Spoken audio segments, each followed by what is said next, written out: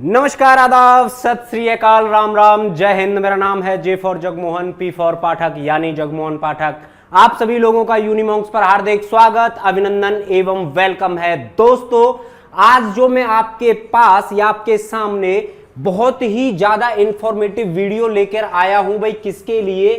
CUET 2024 का जो हिंदी भाषा का पेपर होता है उसका पाठ्यक्रम आज हम और आप लोग यहां पर डिस्कस करने वाले हैं। समझ में आ गया? बहुत अच्छे तरीके से बता देता हूं कि CUET 2024, ठीक है भाई, 2024 के लिए क्लासेस हम लोग भाई लगभग अगले मंडे से ही लेकर आ रहे हैं, बहुत अच्छे तरीके से। बात समझ लेना। अच्छा जी, यहां पर क्या है बेटा, 13 भाषाएं आपको सेक्शन ए में दी गई हैं, या सेक्शन फर्स्ट में कितनी भाषाएं दी गई हैं? 13 भाषाएं दी गई हैं, जिनमें से इंग्लिश भी है और आपकी क्या है भाई, हिंदी भाषा भी उसमें है। बात यहां तक समझ गए? तो हिंदी भाषा में क्या क्या आएगा उसी के पाठ्यक्रम को आज हमें और आप लोग यहां पर चर्चा करने वाले हैं। बेटा देख लेते हैं कि नंबर ऑफ क्वेश्चंस कितने आ रहे हैं। इसमें 50 हैं बेटा। करने कितने हैं आपको? 40 क्वेश्चन आपको करने हैं और कम से कम आपको भाई, कम से कम क्या, आपको 45 मिनट का इसमें टाइम मिलेगा। ठीक है भाई। एक क्वेश्चन कितने नंबर का है? तो 40 × 5 बराबर 200। अगर 200/200 आप भी लेना चाहते हो तो याद रखिएगा, आपको CUET के लिए यूनिमॉन्क्स के साथ कंधे से कंधा मिलाकर चलना है, क्योंकि 2022 में हमने अपने एक एक छात्र को 100% रिजल्ट के साथ यहां से भेजा है। देर ना करिएगा, आप भी जल्दी से जल्दी जुड़ें और इस वीडियो को ज्यादा से ज्यादा भाई अपने सभी साथियों के पास शेयर कर दें, ताकि उनको भी हिंदी भाषा के लिए बहुत ही कम जो क्लासेस मिली हैं बेटा, वो खास तौर से यूट्यूब पे नहीं मिली है, लेकिन यूनिमॉन्क्स और मैं आपके साथ भाई कंधे से कंधा मिलाकर चलूंगा। और 2024 में क्या भाई, जो हिंदी भाषा का आपका पेपर होना है उसके लिए जी जान हम लोग लगा देंगे। चलिएगा आगे बात करते हैं, डिस्कस करते हैं। याद रखिएगा लेकिन 200/200 का मतलब यूनिमॉन्क्स। चलिएगा आगे बात करते हैं बेटा। सबसे पहले क्या क्या आना है देखिए, आपके पास बेटा क्या होगा, एक अपठित गद्यांश होगा। भाई हिंदी वालों याद रखिएगा, ध्यान से सुनो। अपठित का मतलब क्या होता है? अपठित का मतलब होता है जो पढ़ा ना हो। क्या चीज? जो पढ़ा ना हो। बात मेरी समझ में आ गई आपकी? ठीक है। इसमें क्या क्या आ सकता है सर? इसमें भी चलिए बात कर लेते हैं। हो सकता है बेटा कोई ट्रू बेस्ड स्टोरी आ जाए, भाई कोई वास्तविक आपको गद्यांश दे दिया जाए, कोई स्टोरी यानी कथा दे दी जाए, और भाई कोई साहित्यिक चीज आ सकती है। जैसे कि साहित्यिक मान लीजिए कि कबीर दास के किसी भी एक, आप ये समझिए उनकी एक बुक का थोड़ा सा आपको ऐसे करके भाई 8-10 से लाइन, 12 लाइन ऐसे करके दे देंगे, और ये इसमें से आपको क्या करना है, इसी में से आपको क्वेश्चंस छांटने, सॉरी जो आंसर हैं वो छांटने हैं। यहां तक बात समझ में आ गई? अपठित गद्यांश में क्या क्या है? वास्तविक है, कथा भी आ सकती है और साहित्य से भी आ सकता है। चलिए बात कर लेते हैं मौखिक दक्षता के बारे में। देखिए बेटा भाई, मौखिक दक्षता के बारे में अगर बात की जाए, नंबर फर्स्ट क्या है? भागों में पुनर्व्यवस्थित करना, ठीक है। सही शब्द का चयन करना, यह भी ठीक है। पर्यायवाची भी आने हैं आपके, और विलोम शब्द भी आने हैं, और शब्दावली भी आपके पास आनी है, ठीक है। दोबारा सुन लीजिए, जो आपकी मौखिक दक्षता होगी, मौखिक मींस जो मुंह से बोले जाने वाली जो दक्षता यानी कैपेसिटी जो होगी आपके अंदर, बात मेरी समझ रहे हैं? वो कौन कौन सी भाई, कौन कौन सा आएगा उनमें से? तो भागों में पुनर्व्यवस्थित करना, आपको एक भाई पूरा ऐसे लाइन दी जाएगी और उसमें अलग अलग शब्द डाल दिए जाएंगे, तो आपको उनको सही क्रम लगाना है। यहां तक समझ में आ गए? चलिएगा उसके बाद हमारे पर्यायवाची और विलोम शब्द आते हैं। इनको तो मैं आपको ऐसा करा दूंगा कि जब तक आप पढ़ोगे, बात समझ रहे हो, चाहे आप बैचलर डिग्री करें, मास्टर डिग्री करें, उसके बाद भी आप डॉक्टरेट करें, लेकिन पर्यायवाची और विलोम शब्द ही नहीं भूलोगे, ये मेरी गारंटी है। चलिएगा आगे बात करते हैं, और इसमें क्या क्या है बेटा देख लेते हैं कि और कहां से कैसे कैसे पेपर कब बेटा? 2022 में। बात समझ रहे हो मेरे भाई? 2022 में जहां से भी पेपर आया था, और 2023 में तो हमारे स्टूडेंटों ने आग लगा दी। बात समझ रहे हो मेरी? है हाँ, एक एक चीज पर अब देखिए क्या क्या आता है।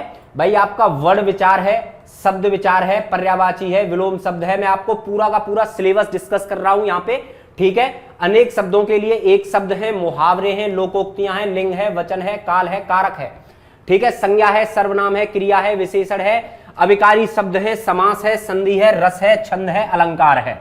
एक बार अगर आप चाहें तो मैं इसको साफ कर देता हूं और आप क्या करिएगा भाई, आप स्क्रीनशॉट ले लीजिए इस चीज का, आप लोग स्क्रीनशॉट ले लीजिए कि कौन कौन सी चीजें आएंगी, ठीक है भाई। चलिएगा, मैं हट गया, आप अब स्क्रीनशॉट ले सकते हो। चलिए आगे बात करते हैं बेटा, साहित्य में क्या क्या पूछा जाएगा। किसमें भाई, अगर हिंदी भाषा की बात हो और साहित्य से पूछा ना जाए ऐसा तो हो ही नहीं सकता है भाई। चलिए साहित्य से क्या क्या है, साहित्य का परिचय। साहित्य का मीन्स क्या होता है, आपसे हो सकता है 2 या 3 लेखक या कवियों के बारे में कोई एक चीज दे दी जाए और उनके परिचय के बारे में वहां से पूछ लिया जाए, ठीक है। अच्छा, काल विभाजन की भक्ति काल है, स्वर्ण काल है, कौन कौन से जो काल आपने पढ़े होंगे 12th क्लास में, वो वहां से भी क्वेश्चन आएगा। और नामकरण कैसे कैसे इनके नाम पड़े। अच्छा, और बता देता हूं मैं आपको कि भाई याद रखना है आपको लेखकों की, क्या बेटा भाई, लेखकों की आपको रचनाएं जरूर याद रखनी है। हालांकि मैं एक एक रचना कराऊंगा यहां पर एक एक कवि की, लेकिन आपका दायित्व तो सिर्फ इतना बनता है कि कम से कम बेटा 8 से लेकर 10 जो राइटर हैं, जो कवि हैं, जो लेखक हैं, उनकी आपको क्या याद रखनी है भाई, रचना, यानी जिनको हम कृति कहते हैं। कृति मीन्स क्या होता है, जो बेटा एक लेखक या राइटर द्वारा लिखी गई चीजें हो। यहां तक समझ में आ गई अच्छे तरीके से। साहित्य से क्या क्या पूछने वाला है, साहित्य का परिचय ही पूछने वाला है, काल विभाजन और नामकरण पूछने वाला है, प्रमुख रचनाएं और उनके रचनाकार पूछने वाले हैं, ठीक है। चलिए आगे बात करते हैं कि कौन कौन से खंड से सर जी कितने कितने क्वेश्चन आएंगे और एक एक क्वेश्चन कितने कितने नंबर का होगा, वो मैं आपसे पहले डिस्कस कर चुका हूं। देखिए सबसे पहले बात करते हैं बेटा अपठित गद्यांश के बारे में। किसके बारे में, अपठित गद्यांश के बारे में। क्या होगा इसमें, आपको ध्यान रखिएगा, इसमें आपसे 4 से 6 क्वेश्चन पूछेगा, ठीक है। मिनिमम 4 क्वेश्चन हो सकते हैं और ज्यादा से ज्यादा आपके पास 6 क्वेश्चन हो सकते हैं, याद रखना है इस चीज के लिए। अच्छा जी, दूसरे नंबर पर आता है बेटा पर्यायवाची शब्द हैं। दूसरे नंबर पर क्या आता है, पर्यायवाची शब्द। यहां से आपको 2, कम से कम 2 और ज्यादा से ज्यादा 3 याद रखिएगा, इतने आपसे पर्यायवाची शब्द पूछेगा, इतने ही आपसे विलोम शब्द हैं, समास है, संधि है, रस है। एक एक चीज को ऐसे समझाऊंगा जैसे रस आप में ही बह रहा हो। बात समझ रहे हैं मेरी? हाँ चलिए, दूसरी चीज क्या है भाई, छंद है, अलंकार है, अनेकार्थी शब्द है, विशेषण है, क्रिया है, और अनेक शब्दों के लिए एक शब्द है। याद रखना, that is the most important point. ये कम से कम आपके अगर 4 क्वेश्चन आए बेटा तो इसका मतलब हो गया 20 नंबर पक्के। तो याद रखिएगा, याद 100% ही रख लीजिए कि अगर आपको भाई यूनिमोंग से पढ़ना है सीयूईटी के लिए तो यहां पर बेटा 200/200 लाने की ही रणनीति होती है। इससे कम तो हम किसी भी कीमत पर रोकने वाले हैं ही नहीं। क्यों? क्योंकि बेटा आपको आपकी ड्रीम यूनिवर्सिटी तक पहुंचाने का सपना भाई यूनिमोंग्स का है। उसके लिए आपको हमारा साथ देना पड़ेगा। ज्यादा से ज्यादा बेटा हद जितना भी आप कर सको उतनी ज्यादा से ज्यादा वीडियो शेयर करो ताकि और भी बच्चे हमसे जुड़ सकें। चलिएगा आगे बात करते हैं, और जो सही वाक्य होते हैं इनमें से भी आपको बेटा कितने भाई, क्या 2 से 4 क्वेश्चन यहां पर भी आपको देखने को मिलेंगे। जल्दी बताइए अच्छे से भाई कमेंट करके कि समझ में चीजें आई हैं या नहीं आई हैं। फिर मैं दोबारा से एक और बार भाई डिस्कस कर रहा हूं ये सिलेबस। चलिए बता देता हूं कि क्या क्या आने वाला है। देखिए फिर बता रहा हूं, अपठित गद्यांश आएगा, पर्यायवाची शब्द आएंगे, विलोम शब्द, समास, संधि, रस, छंद, अलंकार, अनेकार्थी, विशेषण, क्रिया, अनेक शब्दों के लिए एक शब्द और सही वाक्य। चलिएगा आगे बात करते हैं। यहीं तक ये सारी चीजें थी।